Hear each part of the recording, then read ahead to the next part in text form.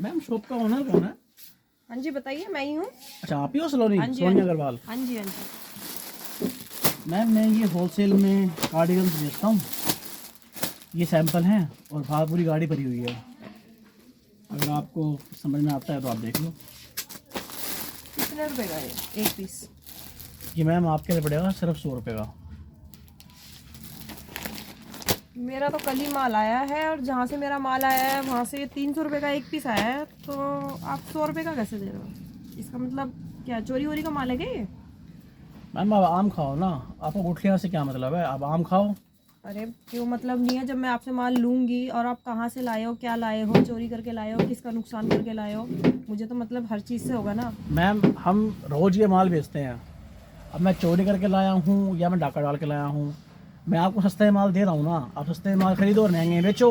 आप खुद बोल रहे हो आपने ये माल कल 300 का खरीदा है और यही माल मैं आपको 100 रुपये का दे रहा हूँ, तो आपको कितना प्रॉफिट हो रहा है?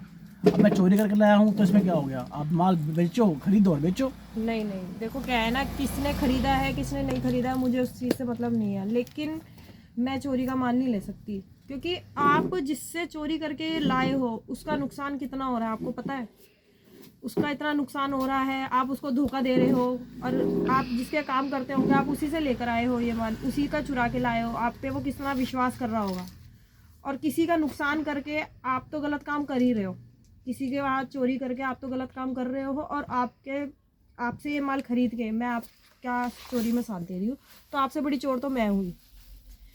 तो चोरी का माल तो मैं आपसे खरीद नहीं सकती क्योंकि ये बहुत बड़ा पाप है। चोरी करना एक बहुत बड़ा पाप है और उस पाप में मैं आपकी भागीदार नहीं बन सकती। और ये सब यहीं निकल जाना है। आप चोरी करोगे, 100 रुपये कमा लोगे, 200 रुपये कमा लोगे, कल को 10,000 भी कमा लोगे, लेकिन उससे डबल आपका निकल जाना है। तो जो बंदा आप पे विश्वास कर रहा है उसका विश्वास तो जमाओ, क्या पता वो कल को आपको कितनी चोरी करने से जो आपको फ़ायदा हो रहा है उससे ज़्यादा फ़ायदा आपको दे दे। तो मैं तो आपसे माल खरीद नहीं सकती क्योंकि मैं कभी चोरी का माल नहीं खरीद सकती। तो आप इस माल को तो अपने को ले जाइए।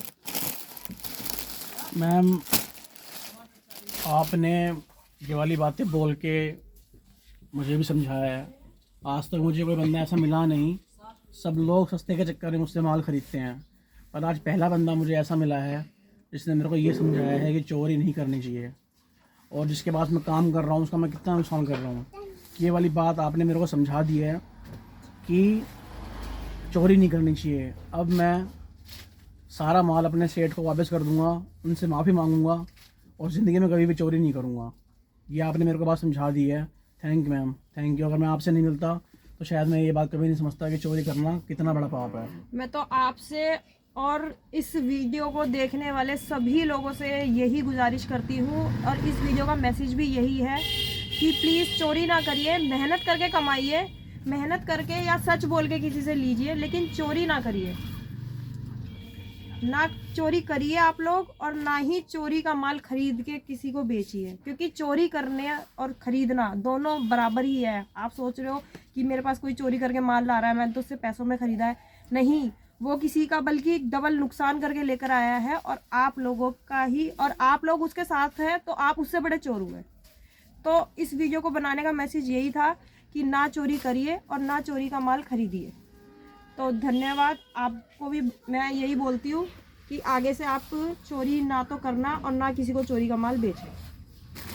तो ठीक है मैम, ठीक है, मैं ध्यान रखूँगा। तो यही आप लोगों से गुजारिश है और मैं दोस्तों आप लोगों से ये कहना चाहती हूँ इस वीडियो को देखने के लिए, जितने भी मेरे दोस्त इस वीडियो को देख रहे हैं तो प्लीज़ इसको ज़्यादा से ज़्यादा शेयर करिए ताकि ये मैसेज सब लोगों के पास पहुँच सके कि चोरी ना करना और ना चोरी का माल खरीदना। तो प्लीज़ इस वीडियो को ज़्यादा से ज़्यादा शेयर करें ताकि मैं आप लोगों के लिए अच्छे अच्छे मैसेज के साथ आगे अच्छी अच्छी वीडियो बना सकूँ। Thank you so much.